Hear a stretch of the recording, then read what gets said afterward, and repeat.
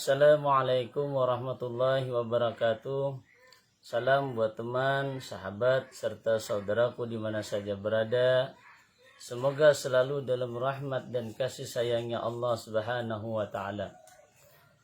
Para pendengar yang budiman, pada kesempatan kali ini ulun akan membicarakan tentang sebahagian manakib Syekh Muhammad Zaini bin Abdul Ghani Al-Banjari, atau dikenal dengan Abah Guru Sekumpul, karangan Kiai Haji Muhammad Hudari Al-Banjari bin Hasanah bin Kiai Haji Abdullah Khatib bin Haji Muhammad Saleh bin Khalifah Hasanuddin bin Maulana Syekh Muhammad Arsyad Al-Banjari. Para pendengar yang budiman, Al-Alimul Fadil, Al-Alimul Al-Alamah Al-Arif Billah, Syekh Al-Haj Muhammad Zaini bin Abdul Ghani bin Abdul Manab bin Muhammad Saman bin Muhammad Sa'ad bin Abdullah bin Mufti Haji Muhammad Khalid bin Khalifah Haji Hasanuddin bin Syekh Muhammad Arsyad Al-Banjari, atau dikenal dengan Datuk Kelampayan. Para pendengar yang budiman, beliau adalah seorang juriatnya Syekh Muhammad Arsyad bin Abdullah Al-Banjari Datuk Kelampayan. Beliau juga adalah juriatnya Rasulullah sallallahu alaihi wasallam, turunan dari Sayyidina Husain, cucu Rasulullah sallallahu alaihi wasallam. Marga beliau adalah Al-Aidarus. Ayahnya bernama Haji Abdul Ghani bin Abdul Manab Al-Banjari, sedangkan ibunya bernama Hajjah Masliyah binti Haji Mulia, adik kandung dari Haji Seman Mulia, Guru Padang. Dilahirkan pada malam Arba 27 Muharram 1361 Hijriah atau bertepatan 11 Februari 1942 Masehi di Kampung Tunggul Ireng, seberang Martapura, Kalimantan Selatan. Selama di Tunggul Ireng, beliau tiada menyusu dengan ibunya, hanya menginsap liur Al-Arif Billah Haji Abdurrahman atau dikenal dengan Haji Adu sampai kenyang selama 40 hari. Nama Guru Abah Sekumpul beliau selagi kecil adalah Kusyairi. Sejak kecil termasuk salah seorang yang mahfuz, itu suatu keadaan yang sangat jarang terjadi kecuali bagi orang-orang pilihan yang sudah ditentukan Allah Subhanahu wa ta'ala. Beliau adalah salah seorang anak yang mempunyai sifat-sifat dan pembawaan lain dari yang lain. Di antaranya adalah beliau tidak pernah ikhtilam, yakni mimpi basah. Beliau yang sejak kecil selalu berada di samping kedua orang tuanya dan nenek beliau yang bernama Salbiah. Nenek Salbiah inilah adalah orang yang mahjub, artinya adalah yang diangkat Allah Ta'ala akal basariahnya diganti dengan akal rabbaniyah. Di masa kanak-kanak beliau sudah mulai ditanamkan pendidikan tauhid dan akhlak oleh ayah dan nenek beliau sendiri. Serta beliau membaca Al-Quran. Dengan demikian, guru pertama dalam bidang tauhid dan akhlak adalah ayah dan nenek beliau sendiri yang selalu berada di sampingnya dan memimpinnya. Meskipun kehidupan ekonomi kedua orang tua beliau dalam keadaan yang sangat lemah, namun mereka selalu memperhatikan untuk membantu dan meringankan beban guru yang mengajar anak mereka, yakni mereka-mereka yang mengajar membaca Al-Quran. Sehingga setiap malam beliau diberi bekal sebotol kecil yang berisi minyak tanah untuk diberikan kepada guru Muhammad Hasan Pasayangan yang mengajar Al-Quran. Para pendengar yang budiman, dalam usia lebih kurang 7 tahun, beliau sudah mulai belajar di Madrasah Kampung Keraton Martapura selama 2 tahun. Kemudian meneruskan ke Madrasah Darussalam Martapura sampai tamat dan tidak pernah sekolah SD. Para pendengar yang budiman, guru-guru beliau diantaranya yang pertama di tingkat ibtida di Keraton, Guru Muhammad Zaini Umar, kemudian Guru Abdul Muiz. Yang kedua di tingkat ibtida di Darussalam, Guru Sulaiman, Guru Haji Abdul Hamid Hussein, kemudian Guru Haji Mahli Abdul Qadir, Guru Muhammad Zain, kemudian guru Haji Rafi'i, kemudian guru Sahran. Yang ketiga di tingkat sanawi dan aliyah, guru Haji Hussein Dahlan, guru Salman Yusuf, guru Haji Sa'rani Arif, guru Haji Hussein Kadri, guru Haji Salim Ma'ruf, guru Haji Seman Mulia, paman beliau, kemudian guru Haji Salman Jalil. Yang keempat, guru-guru di bidang tajwid, guru Haji Sa'rani Arif, guru Nasrun Tahir, beliau qari dan hafiz Quran, kemudian guru Haji Aini Kandangan. Yang kelima, guru khusus tasawuf dan suluk, guru Haji Muhammad Sarwani Abdan atau guru Bangil, Kiai Falak Bogor, Said Muhammad Amin Qutbi. Yang keenam, sanad-sanad dalam berbagai bidang ilmu dan tarikat diterima dari Said Muhammad Amin Qutbi, Sayyid Abdul Qadir Albar, dan Sayyid Muhammad bin Alwi Al-Maliki, Syekh Hasan Masyad, kemudian Syekh Muhammad Yasin Padang, Kiai Falak Bogor, Syekh Ismail Yamani. Yang ketujuh, guru pertama secara rohani atau mimpi, Syekh Ali Junaid Brau bin Qadi, Haji Muhammad Amin bin Mufti Haji Jamaluddin bin Syekh Muhammad Arsad Al-Banjari, Haji Muhammad Sarwani Abdan guru Bangil. Kemudian guru Bangil menyerahkan kepada Kiai Hamid Pasuruan, kemudian Kiai Hamid Pasuruan menyerahkan kepada Kiai Falak, kemudian Kiai Falak menyerahkan kepada Syed Muhammad Amin Qutbi, kemudian Syed Muhammad Amin Qutbi menyerahkan kepada Syed Muhammad Arsad bin Abdullah Al-Banjari, yang selanjutnya langsung dipimpin oleh Rasulullah sallallahu alaihi wasallam. Atas petunjuk Syekh Ali Junaid Brau, beliau dianjurkan untuk belajar kepada Haji Muhammad Gadung bin Haji Salman Al-Farisi bin Qadi, Haji Mahmud bin Asyah binti Syekh Muhammad Arsad Al-Banjari mengenai masalah Nur Muhammad. Maka dengan demikian di antara guru beliau tentang Nur Muhammad antara lain adalah Haji Muhammad tersebut di atas. Para pendengar yang budiman, dalam usia lebih kurang 10 tahun, beliau sudah mendapat khususiyah dan anugerah dari Tuhan berupa kasab hisi, yaitu melihat dan mendengar apa-apa yang di dalam ataupun yang terdinding, yakni yang terhijab. Sewaktu beliau siyahah, itu berjalan-jalan di hutan, maka rumput-rumputan memberi salam kepada beliau dan menyebutkan manfaatnya untuk pengobatan dan sebagainya. Begitu pula batu-batuan dan besi, kesemuanya ini tidaklah beliau perhatikan, dan hal-hal yang demikian itu beliau anggap hanya merupakan ujian dan cobaan. Para pendengar yang budiman, dalam usia kurang dari 14 tahun atau tepatnya masih duduk di kelas 1 sanawiyah, beliau telah dibukakan oleh Allah Ta'ala atau futuh tatkala membaca tafsir wa kana Allah sami'an basira. Beliau adalah seorang yang sangat mencintai para ulama dan orang-orang saleh. Hal itu tampak ketika beliau masih kecil, di mana beliau selalu menunggu di tempat yang biasanya Haji Zainal Ilmi bin Abdul Samad Al-Banjari dan pagar yang beliau lewati pada hari-hari tertentu ketika hendak pergi ke Banjarmasin, semata-mata hendak bersalaman dan mencium tangan Tuan Guru Haji Zainal Ilmi bin Abdul Samad Al-Banjari dalam pagar. Para pendengar yang budiman, di masa remaja itu pula beliau pernah bermimpi bertemu dengan Sayyidina Hasan dan Sayyidina Hussein, yakni kedua cucu Rasulullah SAW, yang keduanya masing-masing membawakan pakaian dan memasangkan kepada beliau lengkap dengan sorban dan lainnya. Diceritakan warna pakaian beliau yang pink dan putih, dan beliau ketika itu diberi nama oleh keduanya dengan nama Zainal Abidin. Pernah beliau berkunjung ke rumah Kiai Hamid Pasuruan, Kiai Hamid bin Abdullah di Pasuruan Jatim. Kiai Hamid menyambut gembira kedatangan beliau. Kata Kiai Hamid, Gubernur Kalimantan,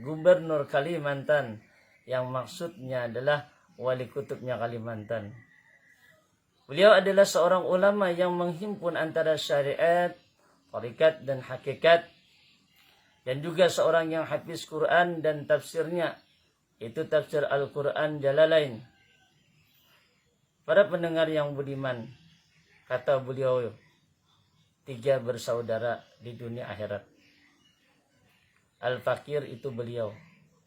Kemudian Guru Bangil Kiai Haji Muhammad Sarwani bin Haji Abdan. Kemudian dan Guru Padang paman beliau Kiai Haji Muhammad Seman bin Haji Mulia. Kata Guru Bangil berucap kepada Guru Seman, kamu sama Zaini di sekumpul, saya sendirian di Bangil. Guru Bangil sambil menangis. Diceritakan juga, kata Guru Bangil kepada Guru Seman, Guru Bangil sambil meletakkan dahi ke paha Guru Seman. Aku sebentar lagi mau pulang, kata Guru Bangil. Aku minta doa kepada kamu. Dijawab Guru Seman, inggih pun Guru ulun doakan. Kemudian Guru Seman berkata kepada Abah Guru sekumpul, setelah Guru Bangil pulang nanti giliran aku yang pulang. Doakan akulah, kata Guru Seman kepada Abah Guru sekumpul. Dijawab Abah Guru sekumpul, amin, inggih pun ulun doakan Guru ai. Para pendengar yang budiman, beliau adalah seorang ulama zuriat Syekh Muhammad Arsyad bin Abdullah Al-Banjari, yaitu Kelampayan, yang menghidupkan kembali amalan-amalan serta tarikat yang diamalkan Syekh Muhammad Arsyad bin Abdullah Al-Banjari.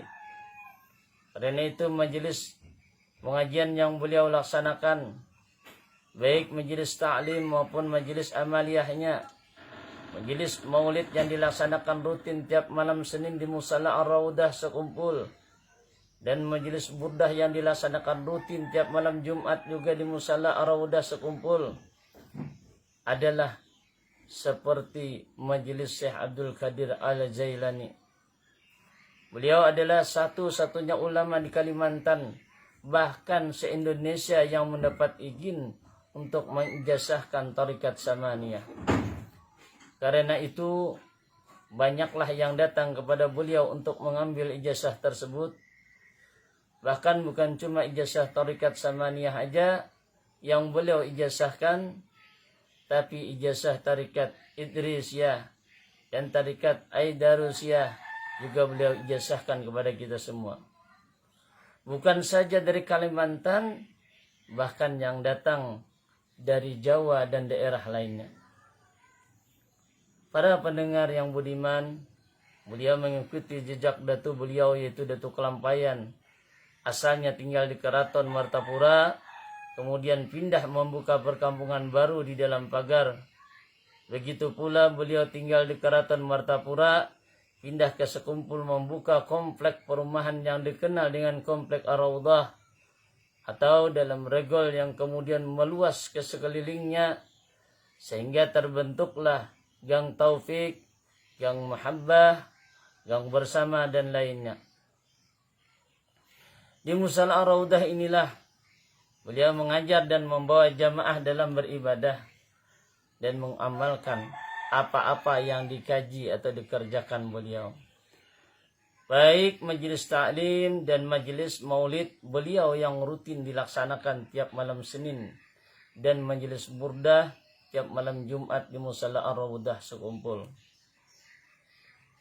Para pendengar yang budiman, sebagian karamah beliau yang pertama, ketika beliau masih tinggal di Keraton Martapura, di mana biasanya setelah selesai pengajian atau pembacaan maulid, beliau berbincang-bincang dengan beberapa orang murid yang masih belum pulang, sambil bercerita tentang orang-orang saleh dahulu, yang isinya untuk dapat diambil pelajaran dalam meningkatkan amaliyah dan mengharap berkah. tiba-tiba ada murid beliau yang bercerita tentang buah rambutan yang pada waktu itu masih belum musimnya. Beliau mendengar itu, maka beliau mengacungkan tangan beliau ke belakang, dan kemudian tampak di tangan beliau sebiji buah rambutan yang masak. Terkejutlah murid beliau pada saat itu. Kemudian buah rambutan itu langsung beliau makan. Kata beliau, inilah anugerah Allah Ta'ala. Yang kedua, pada suatu musim kemarau yang panjang, di mana hujan sudah lama tidak turun, sehingga sumur-sumur sudah hampir mengering, maka cemaslah masyarakat ketika itu dan mengharap hujan akan turun. Melihat hal yang demikian, banyak orang yang datang kepada beliau mohon minta doa agar hujan segera turun. Kemudian beliau keluar rumah dan menuju ke sebuah pohon pisang yang berada di dekat rumah beliau.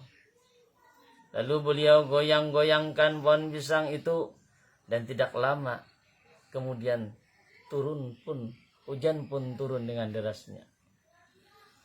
Yang ketiga, ketika sewaktu pengajian di rumah paman beliau, Kiai Haji Muhammad Seman bin Haji Mulia atau Guru Seman atau Guru Padang, beliau disuruh paman beliau untuk mengisi air minum ke gelas untuk jamuan orang yang hadir di pengajian paman beliau itu. Air minum yang disediakan cuma 1 termos. Jadi kita cirat aja.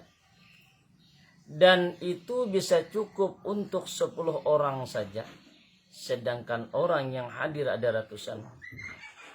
Beliau tuangkan terus air minum itu ke gelas. Bahkan semua yang hadir dapat air minum. Itu pun air minumnya masih ada sisa yang cukup banyak. Yang keempat, sewaktu Habib Anis bin Alwi Al-Habsi, cucu dari sahibul Maulid Al-Habsi, Maulid Sintud Durar, berkunjung ke rumah beliau di sekumpul. Habib Anis mau makan buah durian. Pada saat itu belum musim buah durian. Kata Habib Anis, Zaini, saya mau durian nih. Entah kenapa hati bergeretek mau makan durian. Kata Guru sekumpul, enggih pun Bib, duriannya ada pian di belakang Habib Anis. Kemudian beliau makan durian itu bersama Habib Anis. Para pendengar yang budiman, pesan beliau kepada kita semua, yang pertama, menghormati ulama dan zuriatnya Rasulullah SAW. Yang kedua, baik sangka, husnudzon. Yang ketiga, murah hati.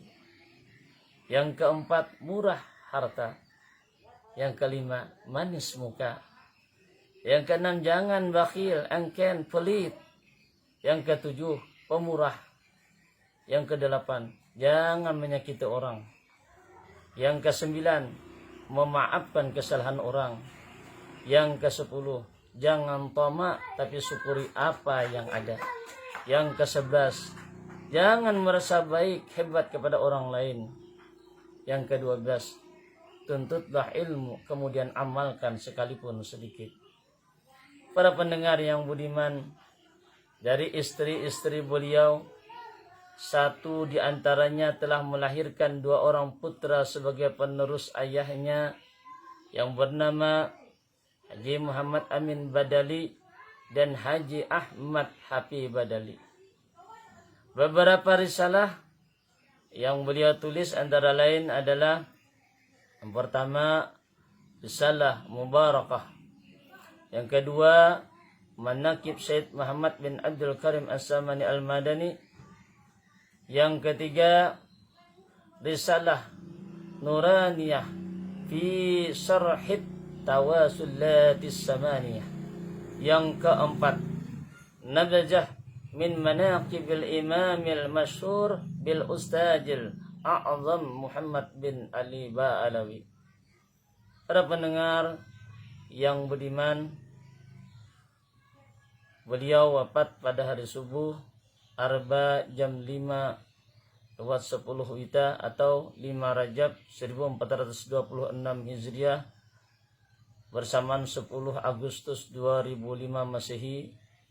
Beliau dimakamkan di samping Musalla Ar-Raudhah tepat waktu azan asar, di samping makam paman beliau Guru Saman Mulia, Guru Padang, dan juga di samping sepupu beliau Guru Saman Jalil, beliau di tengah kuburnya.